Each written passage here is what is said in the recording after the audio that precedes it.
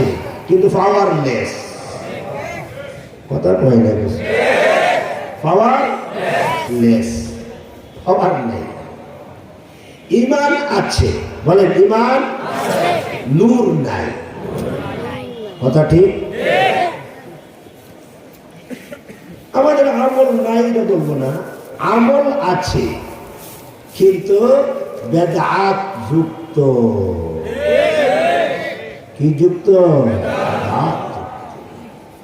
সাহাবীদের ওই ইমান, সাহাবীদের ওই আমল, এগুলো ইচ্ছা করলে আমরা নকল করতে পারি।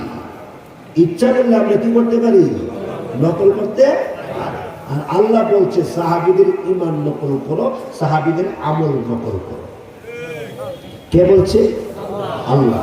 সাহাবীদের ইমান নকল করো, সাহাবীদের আমল নকল করো, এই কথাটা কে বলছে? আল্লাহ। আল্লাহ পাক বলেন وَإِذَا قِيلَ لَهُمْ آمِنُوا كَمَا آمَنَ النَّاسُ। আল্লাহ রাব্বুল আলামিন বলেন ওই মুনাফিক গোষ্ঠী এদেরকে যখন বলা হয়, কিলা লাহুম, এদেরকে যখন বলা হয় আমিনু, তোমরা ঈমান আনয়ন করো, কামা আমানান নাস, যেভাবে নবীর সাহাবীরা ঈমান আনয়ন করেছে। নবীর সাহাবীরা যেভাবে ঈমান আনছে ওইভাবে তোমরা ঈমান আনয়ন করো। মুফাসসিরিনে কেরাম উল্লেখ করেছেন নবীর সাহাবীদের ঈমান আল্লাহর কাছে পছন্দ। নবীর সাহাবীদের ঈমানটা আল্লাহর কাছে অত্যন্ত ফ্রেশ, আল্লাহর কাছে অত্যন্ত দামি। আপনি ইচ্ছা করলে আল্লাহর নবীর মতো ঈমান আনতে পারবেন না, কেননা নবীর ঈমানটা হইল একেবারে এমন ঈমান যে ঈমানে 8 দিন পর্যন্ত না খাইয়া রোজা রাখতে পারছে। সহিহ আবু দাউদে আছে 8 দিন পর্যন্ত নবীজি না খাইয়া রোজা রাখছে। কোন রিওয়ায়াতে আছে 10 দিন পর্যন্ত নবীজি না খাইয়া রোজা রাখছে। আপনি পারবেননি 2 দিন না খাইয়া রোজা রাখতে পারবেননি? পারবেন? একদিনের ফজর থেকে নিয়ে মাগরিব পর্যন্ত কিছু খাইও না আল্লাহ বলছে। এরপরও আমরা হোটেলের লাল পর্দা লাগায় রাক্ষসের মতো খাই। নাই এই দেশে দুর্গাপুর নাই। আল্লাহ শুধুমাত্র $1 খানাটা ক্যান্সেল করছে যে দুপুরে লাঞ্চ করিস না।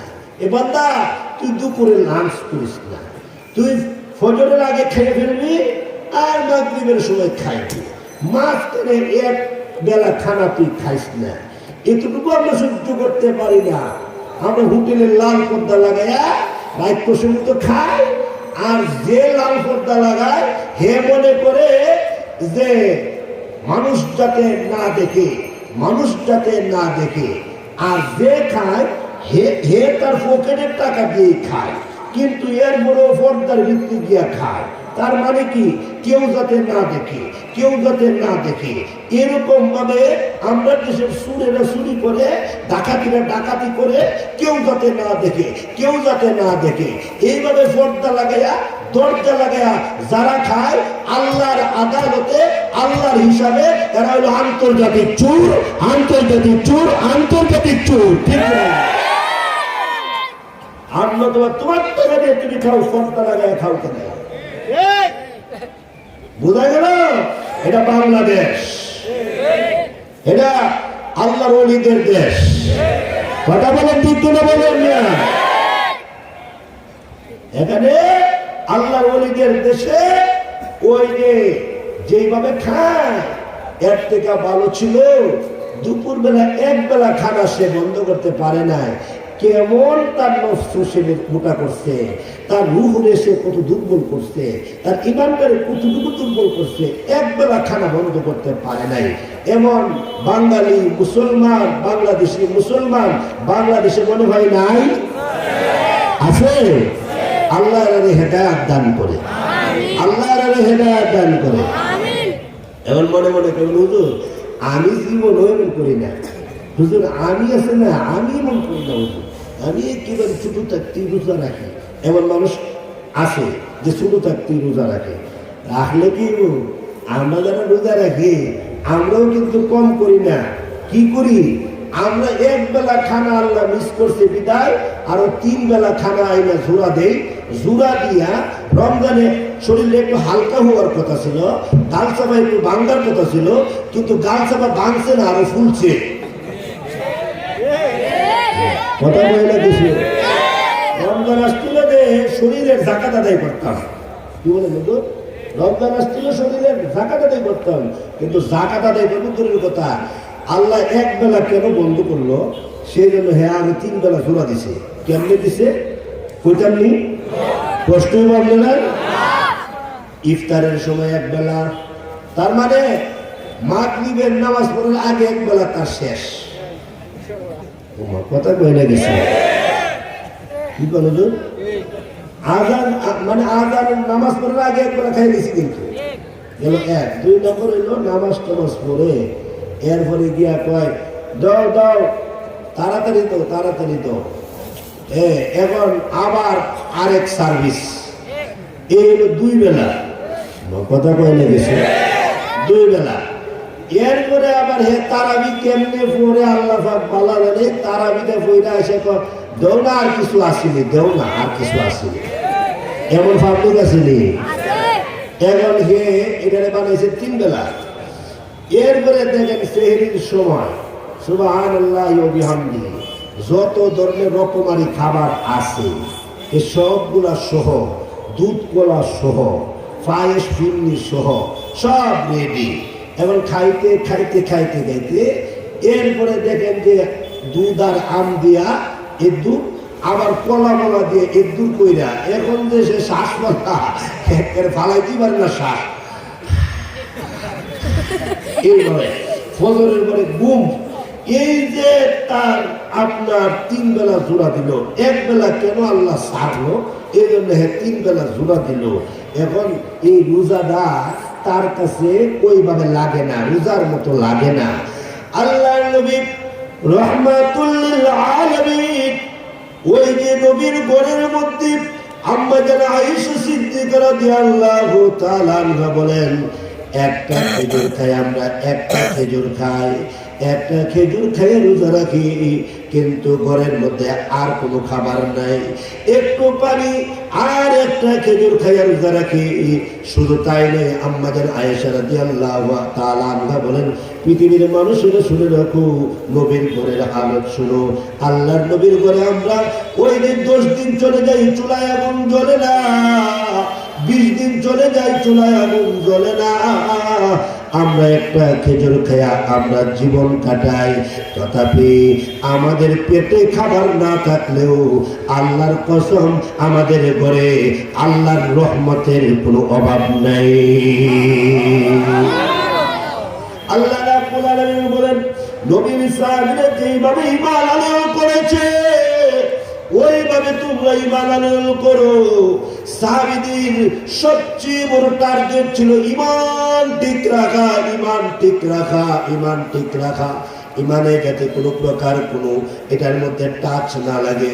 আমাকে মেরে ফেলো, আমাকে হত্যা করে ফেলো, শহীদ করে ফেলো, কিন্তু আমার ইমানের মধ্যে যাতে কোনো টাচ না করে, ইমানের মধ্যে যাতে কোনো খোঁচা না লাগে, এইভাবে করে সাহাবায়ে কেরাম ইমানকে তারা নিত্য নতুন করে রাখতেন। ইমানের মধ্যে দুর্বলতা তাদের আসতেন না। আল্লাহ নবী রাহমাতুল লিল আলামিন ওনার একজন সাহাবী হযরত মুসআব ইবনে উমাইর রাদিয়াল্লাহু তাআলা আনহু একজন নবীর প্রিয় সাহাবী। ওনার ঈমানের অবস্থা বুখারী মুসলিম প্রমাণ করেছি। ওনার ঈমানের অবস্থা ছিল এমন, আল্লাহু আকবার বলেন, আল্লাহু আকবার বলেন, আল্লাহু আকবার। জমির সন্তান, কোটিপতির সন্তান, কোটি কোটি টাকার মালিক তার বাবা, ছোট থেকে বাবাকে হারায় ফেলছেন, আর তার মা তাকে লালন পালন করে তারে বড় করতেছেন। মা দ্বিতীয় বিবাহ বসেন নাই, সন্তানের দিকে তাকায়া মা তার জীবনকে কাটানোর নিয়ত করেছেন।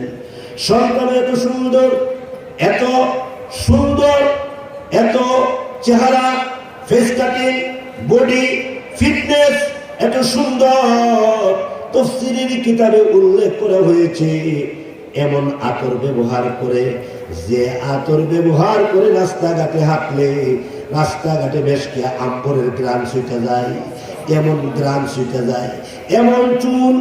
আল্লাহু আকবার। ইয়া মানে জুতা ব্যবহার করতেন।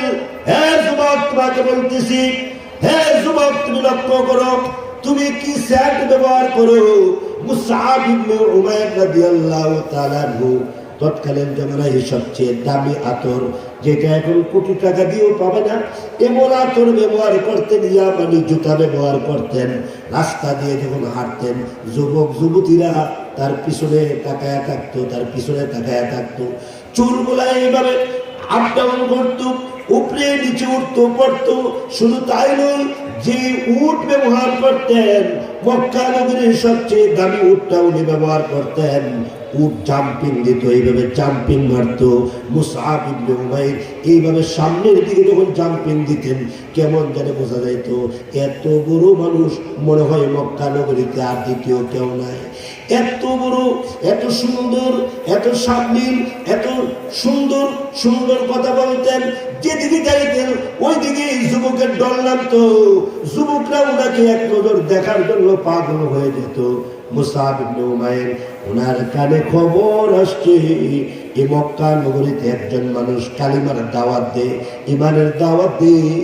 এই লোকটা কোনো চাও খায় না, পানও খায় না, স্বার্থ নাই, স্বার্থ নাই।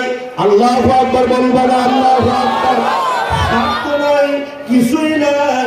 ওই যে স্বার্থের জন্য দাওয়াত দেয় না, টাকা পয়সার জন্য দাওয়াত দেয় না, একমাত্র আল্লাহর জন্য দাওয়াত দেয়।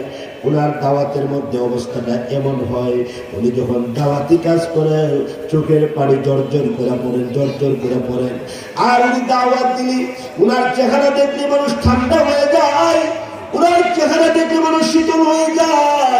এত সুন্দর চেহারা, এত সুন্দর আখলাক, এত সুন্দর ব্যবহার, এত সুন্দর চরিত্র, এত সুন্দর হাঁটা, এত সুন্দর বসা, এত সুন্দর খানা, এত সুন্দর দস্তরখান আর কারো দেখি নাই। মুসআব ইবনে উমাইর ডাক দেয়া লোকটার বাবার নাম কি বলে আব্দুল্লাহ, তার মার নাম কি বলে আমেনা, তার দাদার নাম কি বলে খাজা আব্দুল মুত্তালিব। মুসআব ইবনে উমাইর ডাক দেয়া কয়, ঠিক আছে শোনো, একটা কাজ করো, আমি শিক্ষিত, আমি অনেক কিতাব পড়েছি, আমি অনেক তাওরাত জাবর এগুলা অনেক কিছু পড়েছি। এক কাজ করো, তোমাদের বিবরণ মতো তাওরাত কিতাবের ইবারত বলে যাইতেছে, তোমাদের বিবরণ যেইভাবে তাওরাত কিতাবে ওইভাবেই আছে।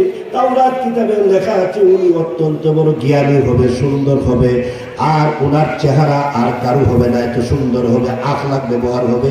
এক কাজ করো, আমাকে নিয়ে চলো ওই মুহাম্মদের দরবারে, আমি তার কাছে যাব, তার অবস্থাটা একটু দেখবো, তার হালত দেখবো, তার সুরত দেখবো, তার সিরত দেখবো, তার আখলাক দেখবো। সুবহানাল্লাহ বলবেন না? সুবহানাল্লাহ। মুসআব ইবনে উমাইরকে ধরে নিয়ে যাওয়া হইল। মুসআব ইবনে উমাইর আল্লাহর নবীর সামনে গিয়া নবীর চেহারাটা দেখতে দেরি হয়েছে, মুসআবের ভিতর পরিবর্তন হইতে একটা মিনিট লেট হয় না। সুবহানাল্লাহ, সুবহানাল্লাহ আযীম।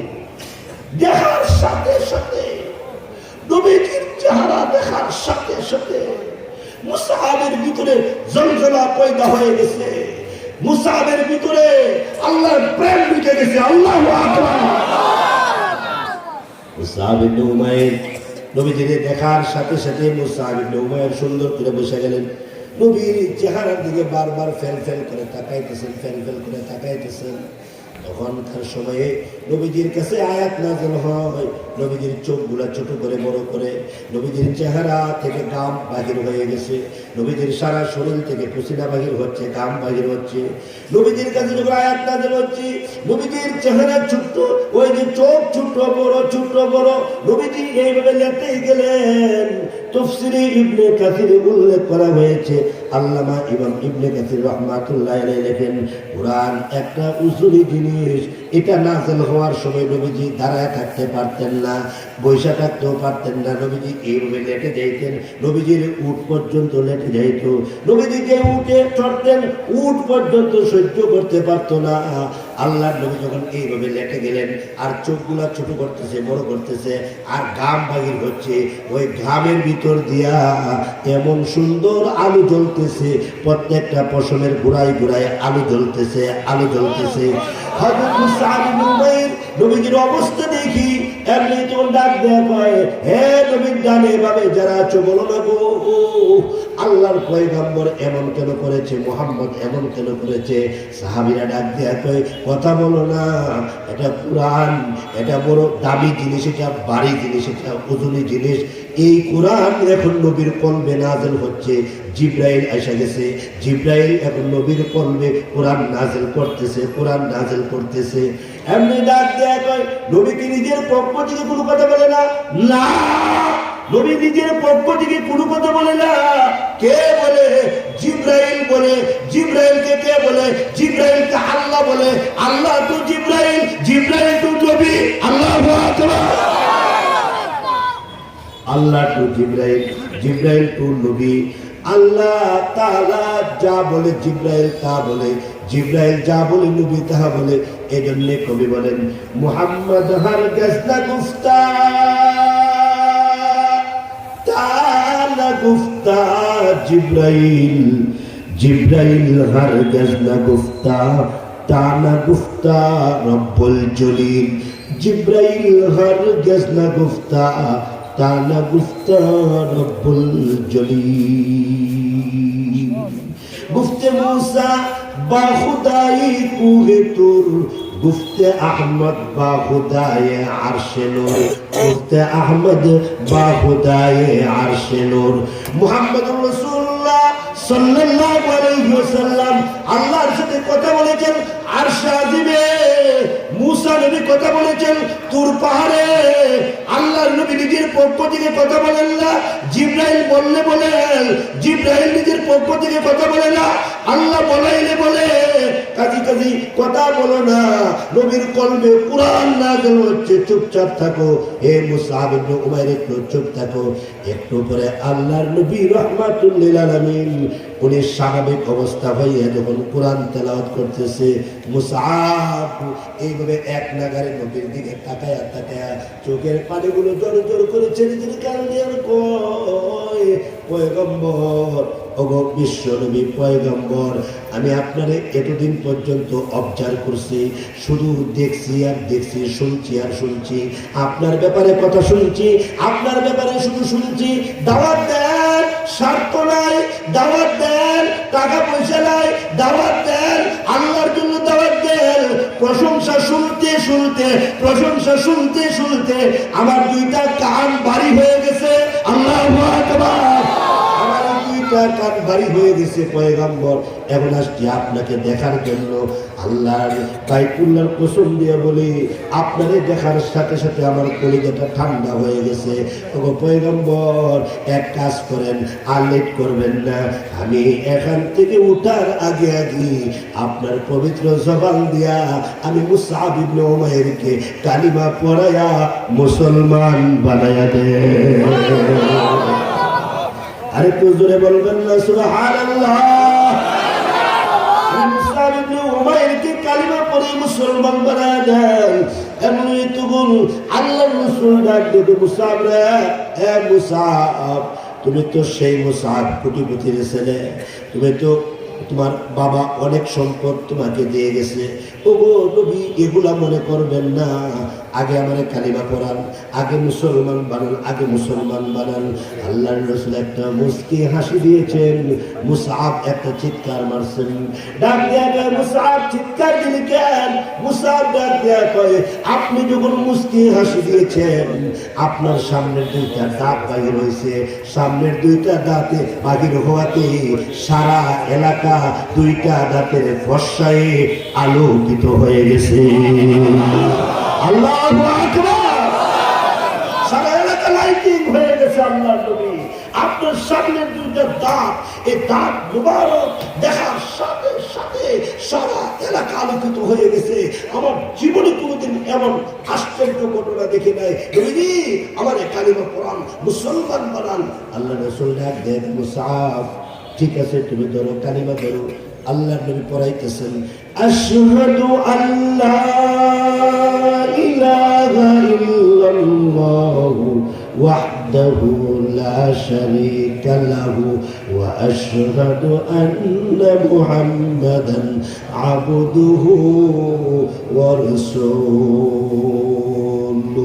মুসআব এখন মুসলমান হয়ে গেল। আল্লাহ নবী ডাক দেবে, মুসআব আস্তে আস্তে কাজ করো, এত তাড়াহুড়া করো না, ঠিক আছে পয়গম্বর। হযরত মুসআব চলে গেলেন। ওই দিক দিয়ে মার কানে খবর চলে গেল, আপনার সন্তান কালিমা পড়ে মুসলমান হয়ে গেছে গা। মুসআবের মা ডাক দিয়ে কয়, কি বলো?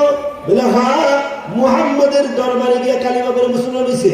এমনি তখন মুসআবের মা ডাক দিয়ে কয়, হায় রে, ও হরে কইরে, কৃষ্ণ কইরে, রাম কইরে, ভগবান ভগবতী কইরে, আহারে আমার সন্তানটা মুহাম্মদে ক্যাপচার করে রয়েছে।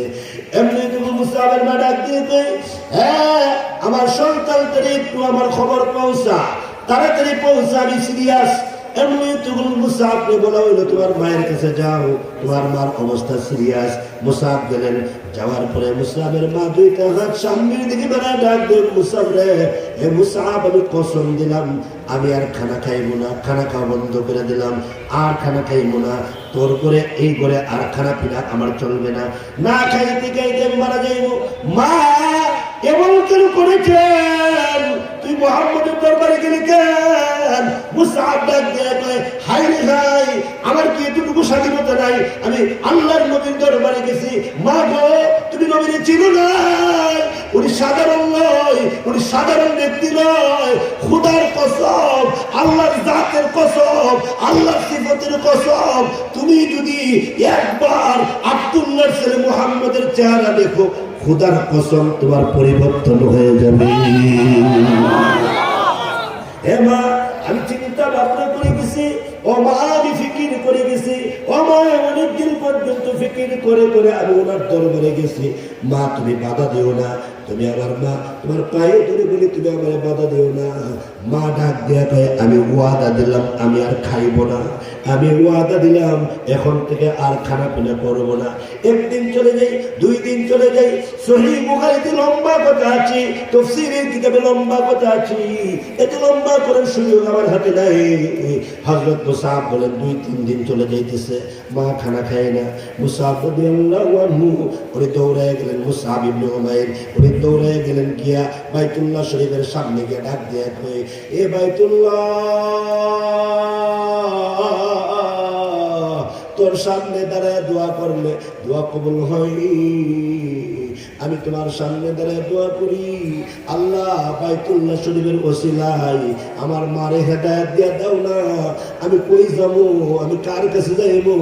আমার মা বুঝে না, আমার মারে তুমি হেদায়েত দিয়া দাও। দোয়া করতেছেন, দোয়া করতেছেন, কাঁদতেছেন, কাঁদতেছেন। এই যুবক, আমার কথার জবাব দাও, হেদায়েতের মালিক একমাত্র কে? হেদায়েতের মালিক একমাত্র আল্লাহ। হেদায়েতের মালিক একমাত্র আল্লাহ। কোন নবী না, কোন রাসূল না, কোন পয়গম্বর না। আল্লাহ তাআলা কোন নবীকে হেদায়েতের দায়িত্ব দেই নাই। কথা বলে না, কথা বলে না। কোন নবীকে আল্লাহ হেদায়েতের দায়িত্ব দেই না। হেদায়েতের মালিক একমাত্র কে? হেদায়েতের রাস্তা দেখাইবে নবীগণ, এটা ঠিক আছে। হেদায়েতের রাস্তা দেখাই, হেদায়েতের মালিক নবীগণ হতে পারে না। আকীদা ঠিক করেন, আকীদা ঠিক করেন। আকীদা ছাড়া, আকীদা ঠিক ছাড়া তবলীগ করলে কাজ হবে না। আকীদা ঠিক করতে হবে। হেদায়েতের মালিক একমাত্র কে? আচ্ছা, হেদায়েতের মালিক যদি নবী হইতো, তাইলে কি আবু জেহেল কাফের থাকতো? সবাই কিন্তু আবু জেহেল একটা কুশিন দিলেই লা ইলাহা ইল্লাল্লাহ মুহাম্মাদুর রাসূলুল্লাহ। হেদায়েতের মালিক যদি নবী হইতো, তাইলে এই আবু লাহাব, আবু তালিব এরা কি কাফের থাকতো? মুসলমান হয়ে যেত। সবার আগে এরা কালিমা পড়তো, ঠিক কিনা বলে? হেদায়েতের মালিক কে? আল্লাহ। বলেন আল্লাহ। আল্লাহর নবী রাহমাতুল লিল আলামিন বলেন, আমি আপ্রাণ চেষ্টা করেছি আমার চাচা আবু তালিবকে হেদায়েত উপরে আনার জন্য। আপ্রাণ চেষ্টা করেছি।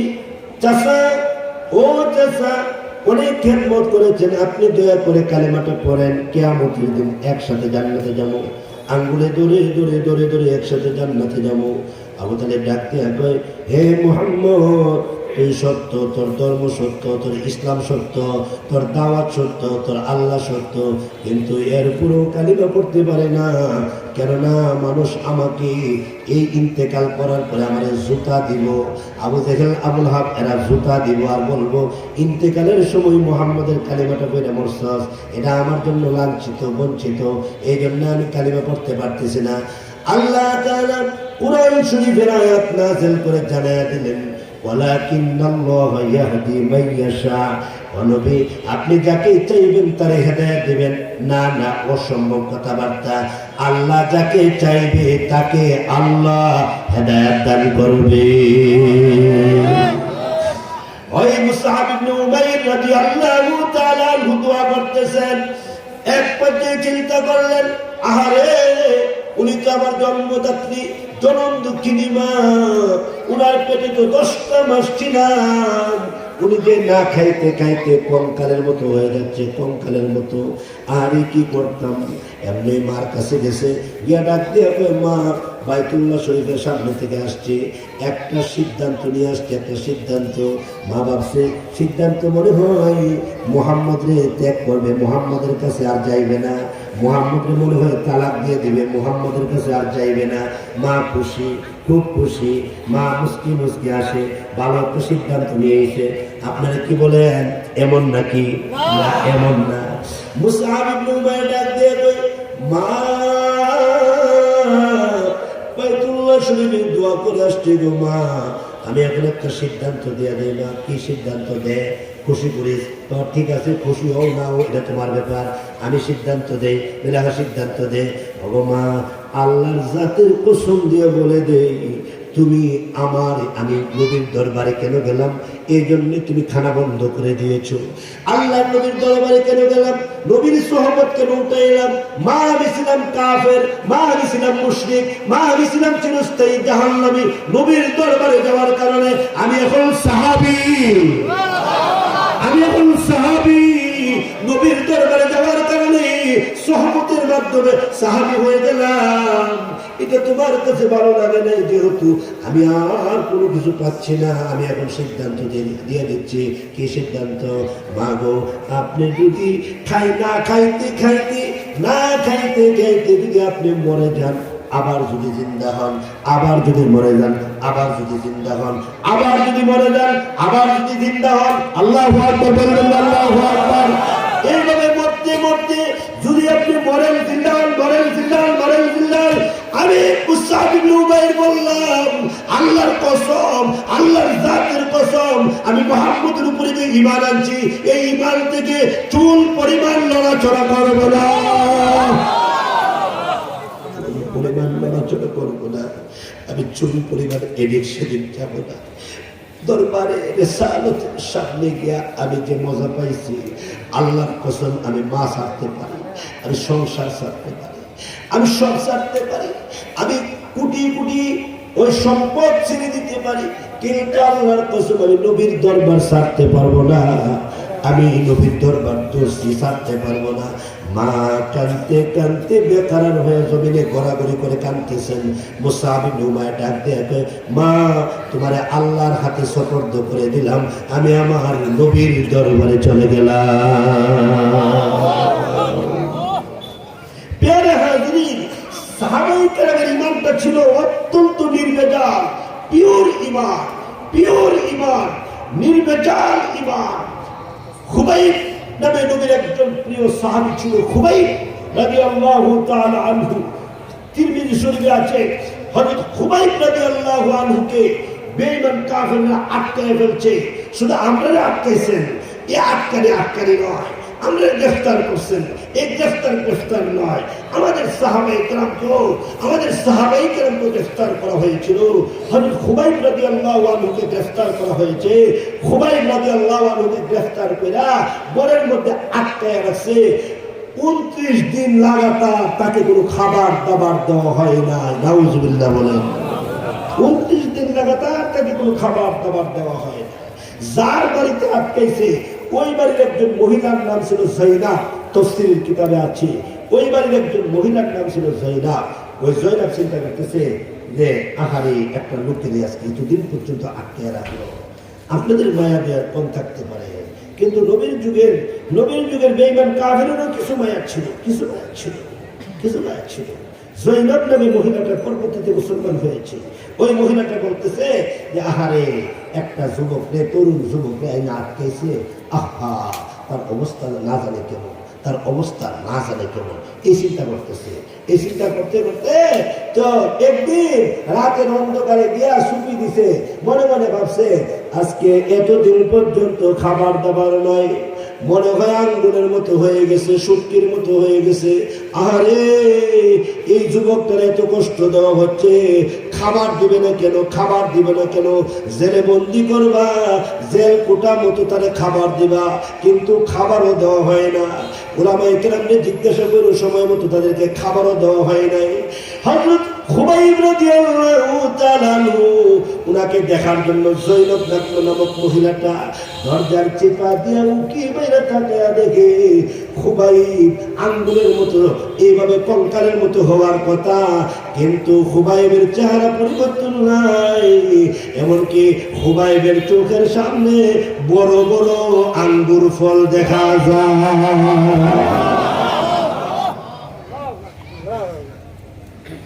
খুবাইবের চোখের সামনে বড় বড় আঙ্গুর ফল দেখা যায়। জয়নব নামক মহিলাটা আশ্চর্য হয়ে গেলি, এই আঙ্গুর ফল পাইল কোথায়? খুবাইবে আঙ্গুর ফল পাইল কোথায়? এমনি তখন ফজরে ওই যে মক্কা নগরীতে বাহির হয়ে গেলেন। ফলের দোকানে গিয়ে জিজ্ঞাসা করে, আপনাদের দোকানে আঙ্গুর ফল আছে নাকি? দোকানদার ডাক দেবে, ব্যাকল কথাটা, আঙ্গুর কোথায় থেকে আসবে? সারা মক্কায় কোথাও আঙ্গুর নাই। এখন তো আঙ্গুরের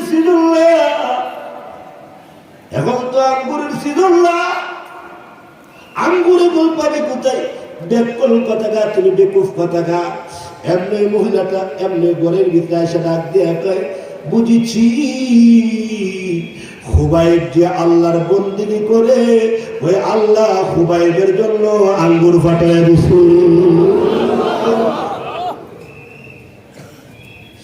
মহিলাটি পরের দিন লুকালে একা একা ঘরের চিপা দিয়া গিয়া ডাক দিয়া কয়ে, রে খুবাইব রে,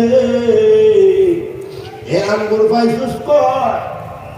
এত বড় বড় আঙ্গুর তুমি কোথায় পেয়েছো? তোমার সামনে যে আঙ্গুর দেখা যায়, এগুলা তো দুনিয়াবি কোনো আঙ্গুর দেখা যায় না। দুনিয়ার আঙ্গুর গুলা ছোট ছোট, কিন্তু তোমার সামনে যে আঙ্গুর, এগুলা বড় বড় আঙ্গুর দেখা যায়। এই আঙ্গুর পাইছো কয়?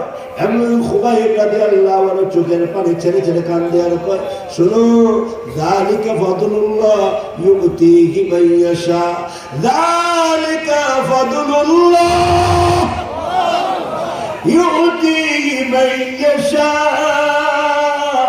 এটা আল্লাহর ফজল, এটা আল্লাহর করম, এটা আল্লাহর ইহসান, এটা আল্লাহর দয়া, এটা আল্লাহর মায়া। হযরত মারিয়ামকে বলছিল, আন্না লাকি হাযা। ওই যে মারিয়ামের সামনে যে ফলা ছিল, জিজ্ঞাসা করেছিল এটা কোথায় থেকে? এটা আল্লাহর পক্ষ থেকে। মনে করো না মারিয়ামকে শুধু আল্লাহ খানা খাওয়াইছে, আমি খুবাইবকে মহান আল্লাহ জান্নাতি ফল খাওয়াইতে আছে। মহিলাটা তখন সারা মক্কার নগরী প্রত্যেকটা লোকে দেখে দেখে কয়, কারে আটকাইছো? আমরা বলছিলাম, কারে আটকাইছেন? ঠিক কিনা বলে? আপনার তো ওই পথে পথে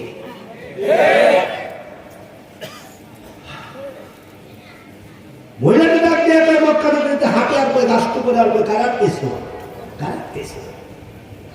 হের চোখের সামনে বড় বড় আঙ্গুর ফল আঙ্গুর ফল আঙ্গুর ফল। এই দৃশ্য যদি সারা মক্কায় খবর পায়, তাইলে মক্কা নগরীর সব মানুষ তার দিকে ডাইভার্ট হবে, তার দিকে ধাবিত হবে, আর সে মক্কা নগরীর সব মানুষকে নিয়ে মুহাম্মদ রাসূলুল্লাহর কাছে মুরিদ করে সাহাবী বানিয়ে ফেলবে। কারা কেছো তারা সাইরা দাও, চলে যাক আল্লাহ রাসূলের কাছে। সুবহানাল্লাহ। না, তারা এইভাবে ছেড়ে দেওয়া যায় না। তারা এক কাজ করতে হবে বলে কি সব বেঈমান কাফেররা একসাথে হয়ে পরামর্শ করলো, খুবাইব এক কাজ করি যদি কি ফাঁসির কাস্টে ঝোলায়া তারা একেবারে ফিনিশ করে দেয়, একেবারে ফিনিশ করে দেয়। এগুলা নতুন নয় রে বাবা, এগুলা পূর্ব থেকে, এগুলা কোরআন হাদিসে উল্লেখ আছে, সব কিছু লেখা আছে, সব কিছু লিখিত হয়ে গেছে। এই জন্য উলামায়ে কেরাম মরণকে ভয় পায় না, আল্লাহরে ভয় পায়। মরণকে ভয় পায় না, কারে ভয় পায়? আরে জোরে বলেন না, কারে কারে? মরণকে ভয় পায় না, তারা আল্লাহরে ভয় পায়। আল্লাহর ওলিরা মরণকে বরণ করে নেয়। মরণ ছাড়া জান্নাত পাওয়া যায় না, মরণ ছাড়া আল্লাহর দিদার হয় না, মরণ ছাড়া নবীর দিদার হয় না। এই জন্য আসুন খুবাইব রাদিয়াল্লাহু আনহুকে এখন শুলিতে চড়াইবে। তাফসীরের কিতাবে উল্লেখ করা হয়েছে সারা মক্কায় ডোল পিটানো হয়েছে, ডোল পিটানো হয়েছে, তালি দেওয়া হয়েছে। সবাই বলেন কি হয়েছে, কি হয়েছে? বলে খুবাইবকে এখন শুলিতে চড়ানো হবে, খুবাইবকে এখন ফাঁসির কাস্টে ঝোলানো হবে। সারা মক্কা নগরীর যত বেঈমান কাফের আছে সবাই আনন্দে আনন্দিত, আনন্দ মিছিল করে খুবাইব ফাঁসি, খুবাইব ফাঁসি, খুবাইবকে শুলিতে চড়াইবে, খুবাইবকে শুলিতে চড়াইবে। এমন করে করে সব বেঈমান কাফের একসাথে হয়ে গেল। খুবাইব রাদিয়াল্লাহু আনহুকে ঘর থেকে বাহির করা হইল। খুবাইব চলো, ওই যে ফাঁসির কাস্টে চলো। খুবাইব ডাকতে কই কি ব্যাপার? বলে তোমাকে দুনিয়া থেকে বিদায় করে দেওয়া হবে, একেবারে শেষ করে দেওয়া হইব। আমরা তো খানা পিনা বন্ধ করছিলাম, তুমি না খাইতে খাইতে মরতা, কিন্তু না খাইতে খাইতে মরো নাই, বরং চেহারায় নূর বেসে গেছে গা, চেহারার মধ্যে আলু বেসে গেছে গা। সুবহানাল্লাহ বলবেন না কিছু? চেহারায় আলু বসছে, ওই যে চোখ থেকে, নাক থেকে, দাড়ি থেকে শুধু নূর বাসি, শুধু আলু বাসি। তোমার অবস্থা এমন দেখে আমরা বুঝেছি তোমার দ্বারা আমাদের ফুটবাতিরা সব তোমার দিকে ডাইভার্ট হয়ে যাইব, আর তুমি মুহাম্মদের দিকে ডাইভার্ট করে ফেলবা। এর থেকে ভালো তোমাকে দুনিয়া থেকে বিদায় করে দেবো, বিদায় করে দেবো। খুবাইব রাদিয়াল্লাহু আনহু উনাকে নিয়ে যখন ফাঁসির কাস্টে উঠানো হইল, ফাঁসির কাস্টে উঠানোর পর হযরত খুবাইবকে ডাক দিয়ে বলা হইল, খুবাইব তোমার কি খাইতে ইচ্ছা করে? একটু খাও, তাড়াতাড়ি একটু খাই নাও, কি খাইতে ইচ্ছা করে? তুমি কোন ফল খাইবা? এটা হলো ফাঁসির মঞ্চের একটা লো আছে, একটা আইন আছে, যা খাইতে চাই তাই খাওয়ানো হয়, তাই খাওয়ানো হয়। খুবাইবকে ডাক দিয়ে বলা হইল, তুমি যা খাওয়ার আছে তা খেয়ে ফেলো, তাড়াতাড়ি খাও। খুবাইব তোমার এখন ফাঁসির মঞ্চে তুলানো হবে।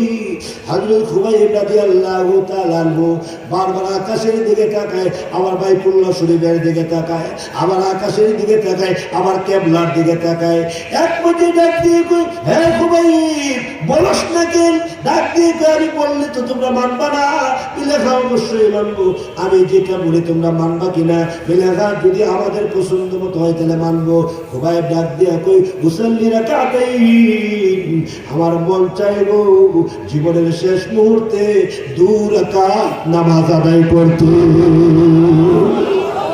আমার জীবনে আমি 2 রাকাত নামাজ পড়তাম, আমি আবার আল্লাহর দরবারে দাঁড়াইতাম, আমি আবার আল্লাহর দরবারে 2 রাকাত নামাজ উপহার দিতাম। এটা আমার জীবনের শেষ, এটা আমার জীবনের শেষ, আমার জীবনী। এমনি তখন ওই বেঈমান কাফেররা চিন্তা করলো, সে তো নামাজ পড়তে চাইতেছে, সে তো নবীর কাছে যাইতে বলে নাই, তাইলে দিলে সমস্যা কি? হযরত খুবাইবকে ডাক দিয়ে বলা হইলো, ঠিক আছে তুমি 2 রাকাত নামাজ পড়ো, আমার ওযুর পানি দিবা না? বিনা ওযুর পানি দিব। ওযুর পানি আনলে হযরত খুবাইব ওযু করতেছেন, ওযুর পানির সাথে চোখের পানি এগুলা গড়গড়ায় পড়তেছেন, জোর করে পড়তেছেন। হযরত খুবাইব রাদিয়াল্লাহু আনহু ওই নামাজে দাঁড়াইলেন, আল্লাহু আকবার বলে দাঁড়াইলেন। কয়েকটা আয়াত পড়ে নামাজ তাড়াতাড়ি শেষ করে ফেললেন, বেশি লম্বা করলেন না, অল্প সময়ে নামাজটা শেষ করে ফেললেন। হযরত খুবাইবকে ডাক দিয়ে বলা হলো, খুবাইব, আমরা তো মনে মনে ভাবছিলাম তুমি নামাজ লেট করবা, লম্বা করবা। খুবাইব ডাক দিয়ে কয়, কেন নামাজ লম্বা করতাম? আল্লাহর কসম, আমি তো মরণকে ভয় করি না, আমি তো আমার জীবনের শেষ নামাজটা পড়ছি, আমার নামাজের ভিতর দিয়া জান্নাতের দৃশ্য বাইসা উঠছে। আমার নামাজের ভিতর দিয়া জান্নাতের দৃশ্য আমার চোখের সামনে ভেসে উঠছে। কাজী আমি আর লেট করতে পারলাম না, নামাজটা শেষ করে ফেললাম। কাজী আমারে তোমরা এখন যা করার তা করে ফেলো, আমি যা বলার আমার আল্লাহর কাছে বইলা বলাইছি। এমনি ডাক দিয়ে কয়, ঠিক আছে। এখন দেখা যায় দুইটা কাঠের মধ্যে খুবাইবকে দাঁড়া করায়, আর হাত গুলার মধ্যে প্যারাক মারে, পাও গুলার মধ্যে প্যারাক মারে। খুবাইবকে বলা হলো, হ্যাঁ খুবাইব, একটা অফার আছে, হাদিস শরীফে আছে, কাফেররা বলছে, খুবাইব রে তোর একটা অফার আছে না, তোর জীবনটা ভিক্ষা দিয়ে দেব, তুই বাচ্চা যাবে, তুই বেঁচে যাইবি। এক কাজ করবি নাকি, তোর জায়গার মধ্যে মুহাম্মদুর রাসূলুল্লাহ সাল্লাল্লাহু আলাইহি সাল্লামকে ফাঁসি দেয়, তুই এই কথাটা মাইনে নে, এই কথাটা মেনে নে। হযরত খুবাইব হাতগুলো টানা শুরু করলেন, কিন্তু প্যারাক মারার কারণে হাতগুলো আনতে পারতেছেন না। এইভাবে নড়াচড়া করে, হাত পাগুলো নড়াচড়া করে, এমন কেন করছোস? খুবাইব ডাক দিয়ে কই, কলিজা ফাইতে যায়, আমার জায়গার মধ্যে আল্লাহর নবীর আইনা খাড়া করতা, কথাটা শুনতে দেরি হয়েছে, আমার কলিজার মধ্যে দারুণ যন্ত্রণা সৃষ্টি হয়ে গেছে। যদি হাতগুলো খোলা থাকতো, একটা বেঈমানকে রাখতাম না, একটা বেঈমানকে রাখতাম না। আমার হাতগুলোর মধ্যে তোরা এইভাবে ফেরাক বেড়ে রাখছো, আমি কোনোদিন সহ্য করতে পারবো না। আমার জায়গার মধ্যে আল্লাহর নবীকে দিবি, এটা বরদাস্ত করতে পারবো না। একজন বেঈমান এসে ডাক দিয়ে কয়, খুবাইব, এক কাজ করবে নাকি, তোমার একটা আরেকটা অফার দেয়, তুমি এক কাজ করো, ওই যে আব্দুল্লাহর ছেলে মুহাম্মদের একটা গালি দাও, একটা গালি দিলে তোমার ছেড়ে দেবে, একটা গালি দাও। খুবাইব চিৎকার মারছে, আল্লাহু আকবার বলে চিৎকার মারছে, আল্লাহু আকবার, ইল্লা লিল্লাহি ওয়া ইন্না ইলাইহি রাজিউন, আস্তাগফিরুল্লাহ, লা হাওলা ওয়ালা কুওয়াতা ইল্লা বিল্লাহ। সহ্য করতে পারি না রে, আল্লাহর নবীর গালি দিতাম, আমার দ্বারা সম্ভব না। এই বেঈমান, কাফের, ওগো আল্লাহ, বেঈমান গুলাকে ধরো, কাফের গুলাকে ধরো। আল্লাহ এরা বলতেছে আমি আমার নবীর গালি দিতাম, অসম্ভব, ইম্পসিবল, আমি পারবো না, আমার নবীরে আমি গালি দিতে পারবো না। এমনি যখন খুবাইবকে এখন যখন শুলিতে চড়াইয়া চতুর্দিক থেকে যখন তীর মারা শুরু হইলো, হযরত খুবাইব এমনি আকাশের দিকে তাকায় ডাক দেয়া কয়, রব্বুল আলামিন, আমি কোন হালতে আছি? আজকে কতদিন হলো তোমার পয়গম্বরকে দেখি না, আজকে কতদিন হয়ে না তোমার নবীর সোহবত নিতে পারি না, তোমার নবীর চেহারা দেখি না। আল্লাহ, তোমার নবী থেকে আমি কত দূরি, আল্লাহ তুমি কোথায় গো?